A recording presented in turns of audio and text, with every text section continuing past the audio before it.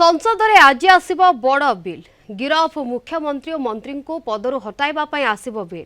संगीन अपराध रे जड़ित रही गिरफ होई 30 दिन विचाराधीन बंदी भाव में जेल काटिले चलीजिबो मंत्री और मुख्यमंत्री पदवी।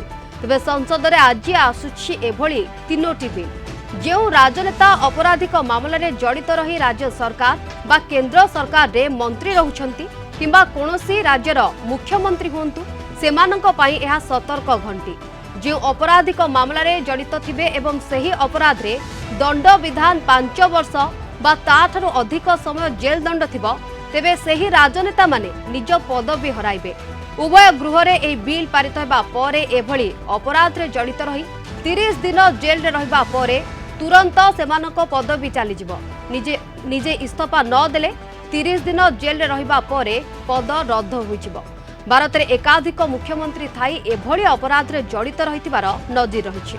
दिल्ली मद नीति दुर्नीति मामला रे जड़ित रही दिल्ली मुख्यमंत्री अरविंद केजरीवाल ईडी और सीबीआई द्वारा गिरफ होइथिले। जेल रे रही मध्य मुख्यमंत्री पद से छाड़ी नथिले। सेही बळी जमी दुर्नीति मामला रे झारखंड रो मुख्यमंत्री हेमंत सोरेन को गिरफ करितला ईडी, किंतु गिरफ हेबा पूर्वरु से मुख्यमंत्री पदरु इस्तीफा देथिले। एभली देश रे एकाधिक मंत्री मध्य पदवी रे थिबा बेले विभिन्न अपराध रे जड़ित रही jail जाइछन्ति।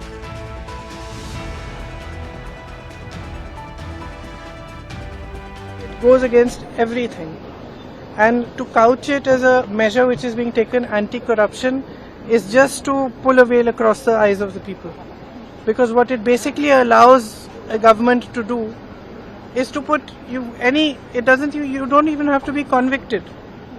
Tomorrow you can put any kind of case on a chief minister and put him in jail for have him arrested for 30 days without even him being convicted, and then he ceases to be chief minister.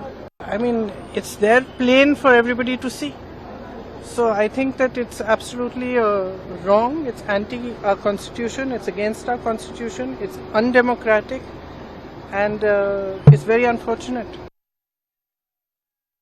जो माने विपक्षर स्वर जेडे बड़ लोक मैंने उठाउछंती तांकर मुह को बंद करिबा पाई अपराधी माने कानून परिवर्तन करिछंती निज हाथ रे क्षमता को नेबा पाई। जेते इलीगल एक्टिविटी हेछि, जेते महान व्यक्ति मान को हत्या करा जायछि, सांबादिक मान को हत्या करा जायछि, विभिन्न क्षेत्र से माने कोडे गले आत्मसमीक्षा करंतु। पुलवामार पहलगांव रो आत्मसमीक्षा करंतु। के हत्या कला से मान को काहे की हत्या कले, दायी के responsibility should be fixed now before this bill.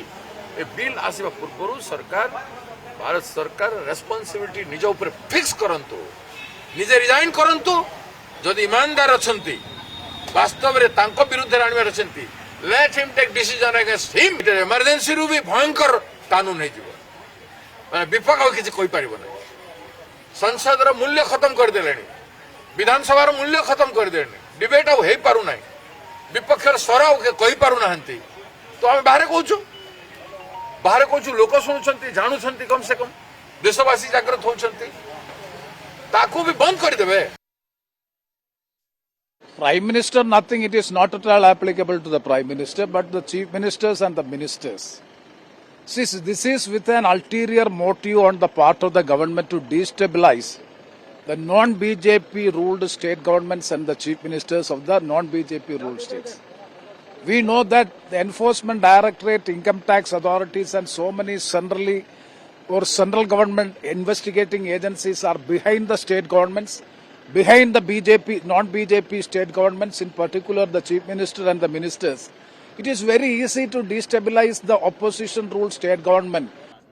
देश में तानाशाही के तरफ बढ़ने का एक रास्ता खोला जा रहा है। कोई भी व्यक्ति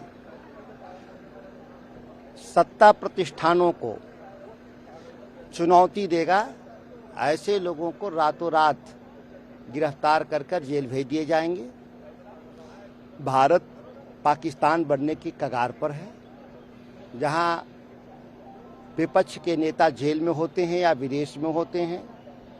भारत बांग्लादेश बनने की कगार पर है, जहां या तो वहां के विपक्ष के नेता जेल में होते हैं या विदेश में होते हैं। ठीक भारत के भीतर भी वही तरीका अपनाने का प्रयास किया जा रहा है।